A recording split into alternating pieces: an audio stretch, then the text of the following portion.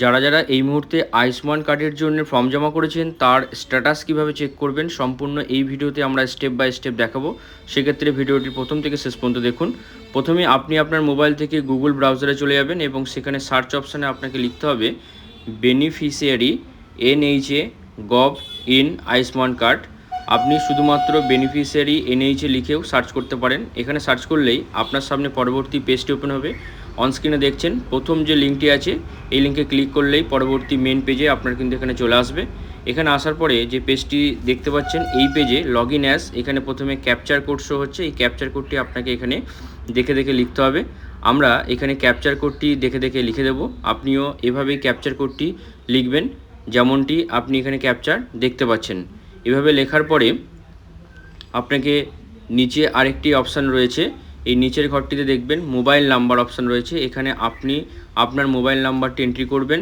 Form জমা করার সময় যে নাম্বারটি দিয়েছিলেন, অর্থাৎ যে নাম্বার দিয়ে আপনার লগ ইন করা রয়েছে সেই নাম্বারটি আপনাকে এখানে এন্ট্রি করতে হবে এবং ডান দিকে ভেরিফাই অপশান আছে, এই ভেরিফাই অপশানে আপনাকে ক্লিক করতে হবে। ক্লিক করলে আপনার মোবাইলে একটি মেসেজ চলে যাবে।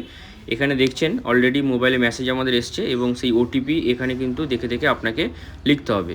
তো ওটিপি আমরা এখানে দেখে দেখে লেখার পরে এই নিচে লগ ইন অপশান আছে, এই লগ ইন অপশানে আমরা ক্লিক করব। এখানে ক্লিক করলেই আপনার সামনে পরবর্তী পেজ ওপেন হবে এবং এখানে অনেকগুলি স্টেপ আপনি দেখতে পাচ্ছেন। প্রথমে স্কিম PMJAY এবং তারপরে স্টেট, এখানে সিলেক্ট অপশান পাবেন। এই সিলেক্ট অপশানে গিয়ে আপনি এখানে ক্লিক করবেন। এখানে ওয়েস্ট বেঙ্গল হলে ওয়েস্ট বেঙ্গল এখানে লিখবেন এবং সেটি সিলেক্ট করবেন।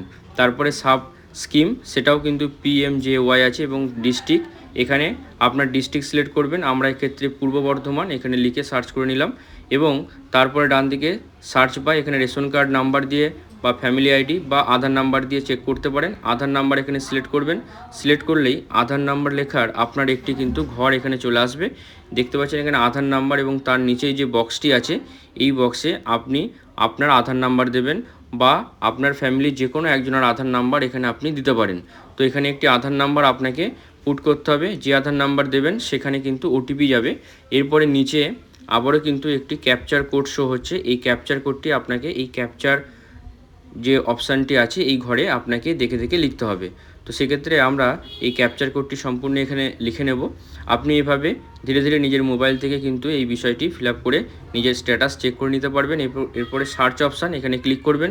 এখানে ক্লিক করলেই আপনার আয়ুষ্মান কার্ডের জন্য যে ফর্ম জমা করেছেন তার স্ট্যাটাস কিন্তু সম্পূর্ণ আপনার সামনে চলে আসবে। এখানে দেখছেন যেটি আমরা চেক করলাম তার সম্পূর্ণ নাম এখানে আসছে, সোর্স আসবে, অর্থাৎ রেশন কার্ডের যে ক্যাটাগরি সেটা শো হবে, আপনার যে বাবা বা স্বামীর নাম সেটা এখানে শো হবে, এরপরে রিলেশান শো হবে, মোবাইল নাম্বার থাকবে এবং ডান দিকে দেখছেন EKYC স্ট্যাটাস। এখানে কিন্তু দেখছেন ভেরিফাইড আছে, যাদের ভেরিফাইড নেই তাদের কিন্তু KYC করাতে হবে। কীভাবে করবেন তার ভিডিও পরবর্তীতে আমরা নিয়ে আসবো।